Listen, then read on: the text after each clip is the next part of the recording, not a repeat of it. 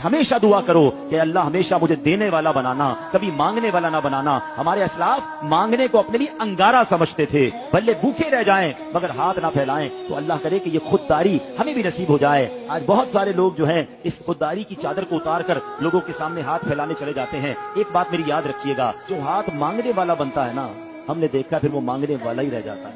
हाँ, मांगने वाला हाथ मत बढ़ाना। मांगना है ना, मांगो अल्लाह से, मांगो अल्लाह के नबी की बारगाह में अर्ज करो कि या अल्लाह अपने नबी के वास्ते मुझे अता कर दे। रो रो के अल्लाह की बारगाह में मांगो ना।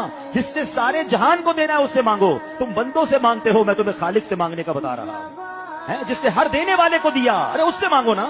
दुनिया वाले पता है कैसे, अब एक बार मांगे दे भी देंगे, दूसरी बार मांगे अभी थोड़े दिनों पहले ही तो ले गए थे, कुछ ना कुछ जुमला भी कहेंगे, चलो फिर शायद कोई दोस्त दे दे। तीसरी बार मांगो, कहते हैं इसकी तो आदत हो गई है मांगने की, लगता है। चौथी बार आपका मोबाइल ही ब्लॉक हो जाएगा। ये है दुनिया।